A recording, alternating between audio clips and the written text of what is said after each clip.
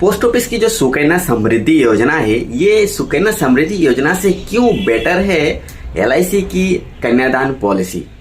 आप अगर सुने होंगे एलआईसी की कन्यादान पॉलिसी के बारे में, उसके नाम, तो आपको पता होगा कि एलआईसी में भी एक ऐसी प्लान, एक ऐसी पॉलिसी है जिसका नाम है कन्यादान, जो खास करके बेटी के शादी के लिए ही पैसा वहां पर जमा होता है।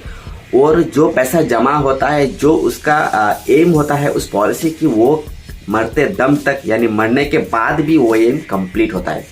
क्योंकि एलआईसी के पास इंश्योरेंस है, इंश्योरेंस की प्रोटेक्शन है। एलआईसी में आपको इंश्योरेंस की कवरेज मिलता है। जो कन्यादान पॉलिसी होता है उसमें खास एक फीचर दिया जाता है जो है इंश्योरेंस। वही इंश्योरेंस आपको सुकन्या समृद्धि योजना में आपको देखने को नहीं मिलता है।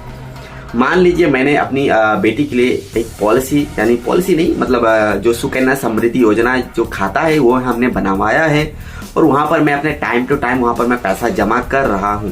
लेकिन अचानक से 2 साल, 4 साल, 5 साल के बाद मेरा डेथ हो गया, और डेथ होने के बाद जो सुकन्या समृद्धि योजना की जो खाता है वहां पर पैसा जमा होना बंद हो गया। क्योंकि जो वहां पर पैसा जमा हो रहा था वो मैं जमा कर रहा था, जो बेटी है उसका फादर वहां पर पैसा जमा कर रहा था। अब मेरा, जब मैं पैसा अर्न कर रहा हूं तो पैसा कमाई करने के बाद ही तो मैं वहां पर पैसा जमा कर रहा हूं ना सुकन्या में। अचानक से डेथ होने के बाद तो मेरा जो मुझसे जो इनकम आ रहा था वो इनकम आना तो बंद हो गया। जब इनकम आना बंद हो गया तो फिर उस सुकन्या में पैसा कौन जमा करेगा? पैसा कहाँ से जमा होगा? उसमें जमा तो नहीं होगा। तो उस हिसाब से वो खाता वहीं पर बंद हो जाता है, मतलब पैसा जमा करना वहीं पर बंद हो जाता है। तो जब पैसा जमा करना बंद हो जाएगा सुकन्या में, तो पैसा फिर कहाँ से आएगा? जो पैसा जमा हुआ है, ऑलरेडी इन्वेस्टेड है सुकन्या में, उसी में से इंटरेस्ट बढ़ेगा, और कुछ पैसा जमा होकर वहां पर आपको मैच्योरिटी के टाइम में, यानी कि जब 21 ईयर्स जब कंप्लीट होगा तब सुकन्या में पैसा मिल जाता है। लेकिन वहीं पर हम अगर देखें कि एलआईसी की जो कन्यादान पॉलिसी है, वहां पर क्या होता है कि अगर ऐसा होता है, यानी अगर बच्चे के फादर की डेथ होता है तो तुरंत पैसा मिलेगा। तुरंत कन्यादान की पॉलिसी में जो सम एश्योर्ड लिया गया है वो सम एश्योर्ड उसी वक्त तुरंत मिलेगा। डेथ क्लेम करना है और पैसा लेना है, ये पैसा मिलेगा नॉमिनी को। अब हो सकता है वो नॉमिनी कौन है, बेटी है या फिर माँ है उसकी, या फिर उसका भाई है, कोई है, जो है उसी नॉमिनी को वो पैसा मिल जाएगा। और उसके बाद उसमें आपको पैसा भरना ही नहीं है। कन्यादान के पॉलिसी में डेथ होने के बाद, फादर की डेथ होने के बाद आपको पैसा भरना नहीं है, पैसा मिलेगा। फिर जब पॉलिसी मैच्योर होगा, मैच्योरिटी के टाइम में फिर से उस पॉलिसी में मैच्योरिटी का बेनिफिट भी मिलेगा। इसके साथ ही साथ जब डेथ हो जाता है, डेथ बेनिफिट मिल जाता है, तो वो बेनिफिट मिलने के बाद हर साल सम एश्योर्ड की 10% एवरी ईयर दे के जाएगा।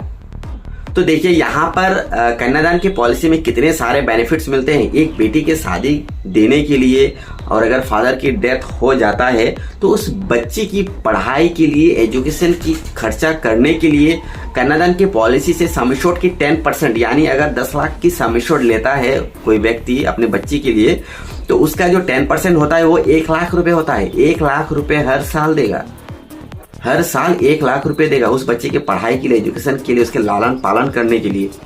तो कन्यादान की पॉलिसी में इस तरह के फीचर्स, इस तरह के बेनिफिट्स वहां पर आपको देखने को मिलता है, जो खास करके बेटी के शादी के लिए पैसा जमा करना और उसके एम को पूरा फुलफिल करता है। लेकिन अगर हम देखें कि गवर्नमेंट की जो कन्यादान की जो पॉलिसी है, वहां पर आपको वो चीज की बेनिफिट और इंश्योरेंस की कवरेज वहां पर आपको नहीं मिलता है। तो उसमें क्या होता है कि वहां पर आपको जो भी आपने पैसा जमा करते हो, उसी पैसा का आपको एक इंटरेस्ट वहां पर दे के जाता है। और जब 21 ईयर जब कंप्लीट हो जाएगा तो वही पैसा इन्वेस्टेड अमाउंट की जो आपका इंटरेस्ट है, इंटरेस्ट के साथ उस वक्त रिटर्न दे देता है। एक्चुअली सुकन्या समृद्धि योजना क्या है? ये एक टाइप ऑफ सेविंग्स अकाउंट है। ये एक तरह की सेविंग्स अकाउंट है जिसे सुकन्या समृद्धि योजना बनाया गया है। जो आमतौर पर नॉर्मल रेगुलर सेविंग्स अकाउंट होते हैं, उन सेविंग्स अकाउंट में जो इंटरेस्ट होता है उससे थोड़ा ज्यादा इंटरेस्ट आपको सुकन्या समृद्धि योजना में आपको मिल जाता है। लेकिन वहीं पर एक बड़ी बात क्या है कि सुकन्या समृद्धि योजना में आप 1 साल से, मतलब 1 साल के अंदर, एक फाइनेंशियल ईयर के अंदर आप 1,50,000 के ऊपर आप जमा नहीं कर पाएंगे। यानी मैक्सिमम आप 1.5 लाख रुपए तक ही जमा कर सकते हैं। अब समझ कर देखिए कि कोई व्यक्ति 1 साल के अंदर 5 लाख रुपए जमा करना चाहता है अपनी बेटी के लिए, वो धूमधाम से बड़ी शोहरत से अपनी बेटी की शादी देना चाहते हैं, उस हिसाब से वो पैसा जमा करना चाहते हैं, उसके इनकम भी है, लेकिन उनके लिए ये सुकन्या समृद्धि योजना नहीं है, क्योंकि उसमें 1.5 लाख के ऊपर पैसा जमा नहीं होगा। लेकिन आइए, आप ऐसे व्यक्ति को मैं बताना चाहता हूं कि आप आइए, कन्यादान की पॉलिसी में आप जमा कीजिए। अनलिमिटेड है, आप जितना चाहते हो उतना पैसा एज ए प्रीमियम आप LIC की कन्यादान की पॉलिसी में आप जमा कर सकते हो। उसी के अनुसार, उसी से अकॉर्डिंग टू आपके प्रीमियम के हिसाब से ही सारे इंश्योरेंस की कवर, सारे बेनिफिट्स आपको मिलेगा। जिस तरह मैंने बताया कि साल में 1 लाख मिलेगा, मैच्योरिटी में मिलेगा, डेथ बेनिफिट मिलेगा, ये सारे उस वक्त बड़ी बड़ी अमाउंट उस वक्त देखने को मिलेगा, क्योंकि आप बड़ी प्रीमियम जब पेमेंट कर रहे हो तो उस वक्त आप सोच सकते हो कि बड़ी प्रीमियम की वजह से आपका जो अन्य कवरेज है, अन्य जो बेनिफिट्स है, सब बड़ी ही रहेगा, सब बिग बेनिफिट्स ही रहेंगे। तो कन्यादान और सुकन्या समृद्धि योजना में कुछ खास जो डिफरेंस मुझे यहाँ पर देखने को मिला है कि कोई व्यक्ति अगर लेना चाहता है तो मैं उनको प्रिफर करूंगा कि आप कन्यादान पॉलिसी में ही जाइए। और हाँ, मैं यहाँ पर यह भी आपको मना नहीं कर रहा हूँ कि आप सुकन्या समृद्धि पॉलिसी में ना जाइए, सुकन्या समृद्धि योजना को आप ना खरीदे। मैं आपको बताना चाहता हूँ कि गवर्नमेंट की कोई भी स्कीम हो उसे आप ना छोड़े, उस पर आप एनरोल करके रखिए। सुकन्या समृद्धि योजना की जो खाता है वो अपने बिटिया के नाम पर आप बनाइए, उसमें भी आप थोड़ा बहुत वहां पर पैसा जमा कीजिए, उस खाता को जिंदा रखिए, उसे एक्टिव रखिए, टाइम टू टाइम वहां पर भी आप पैसा जमा सेविंग्स करते रहिए। उसके साथ ही साथ साइड बाय साइड आप अपने बिटिया के लिए आप कन्यादान की पॉलिसी भी बनवा कर रखिए, जिससे बिटिया की जब शादी होगी तो उस वक्त आपको पैसे की कमी ना हो। आपके मरने के बाद भी आपके बिटिया की शादी के लिए पैसे की कोई कमी ना हो। LIC उस वक्त पैसा देगा और आपकी बेटी की शादी बड़े ही धूमधाम से होगा। मुझे उम्मीद है कि इस वीडियो से आपको इन दोनों योजना और पॉलिसी के बारे में कुछ खास समझने को मिला होगा, जिससे आपको एक आइडिया मिल जाएगा कि आखिर आपको क्या करना चाहिए, कहाँ पर ज्यादा ध्यान देना चाहिए और कहाँ पर ध्यान नहीं देना चाहिए। तो चलिए इस वीडियो को यहीं पर खत्म करने वाले हैं। अगर आपको इससे रिलेटेड कुछ भी डाउट हो, कुछ भी, तो आप नीचे कमेंट कर सकते हैं। और इसके साथ ही साथ अगर आप इस पेज पर नए हो, अगर आप नए हो, पहली बार अगर आप देख रहे हो, पहली बार आए हो, तो आपसे मेरा आवेदन निवेदन है कि आप हमारे पेज को फॉलो जरूर कीजिए। पेज को फॉलो करके रखने से क्या होता है कि जो भी मैं नए वीडियोस आपको यहाँ पर अपलोड करूंगा तो उससे क्या होगा, वो आपको देखने को मिलेगा, आपके फीड पर आपको ऑटोमेटिक दिखना शुरू हो जाएगा, जिससे नए जो नॉलेज, जानकारी जो आपको आप तक पहुंचे।